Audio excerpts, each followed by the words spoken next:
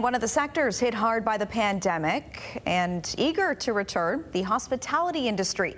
Indoor dining at restaurants can now operate at full capacity. While there is plenty of excitement, there is also a key challenge to reopening after more than 19 months of these pandemic restrictions.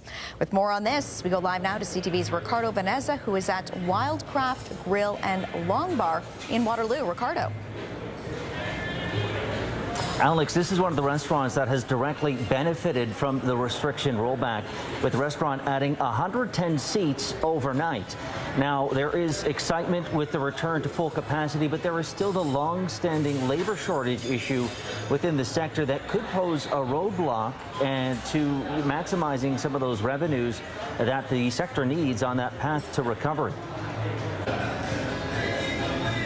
It's back to full capacity at Wildcraft Grill and Long Bar in Waterloo. People are making up for lost time now with being able to get back out with friends and loved ones in a safe way that they can, make up for celebrations that they missed at some point in the last year and a half. Megan Stover with the Charcoal Group, which operates the restaurant, hoped the Ontario government's plan to lift restrictions had come sooner, but says they've been preparing for this day by staying on top of its staffing complement during the pandemic. Well, I'm not going to say it hasn't been without challenge.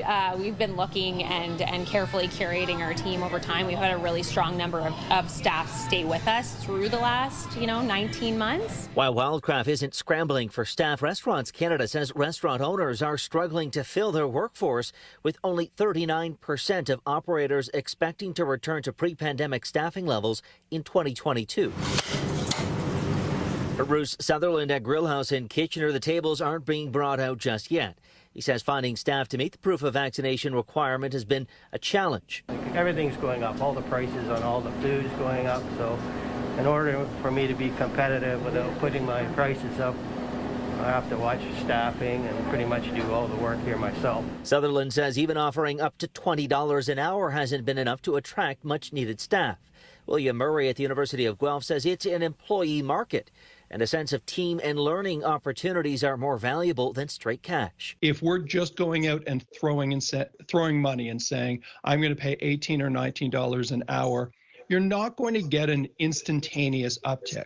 At Wildcraft, Stover is excited about the prospects of a second Roaring 20s. Our staff are, looking for shifts, and now is the time for us to be able to service our guests and do it exceptionally well and take care of our team. While Restaurants Canada has flagged the labor shortage as a concern, it does expect the sector to grow beyond original projections in through 2023 to $80 billion. That's a nearly 4% surge from pre-pandemic levels. So there is some optimism within the food service sector right across the country. Alex? Okay, CTV's Ricardo Vanessa reporting tonight. Thank you, Ricardo.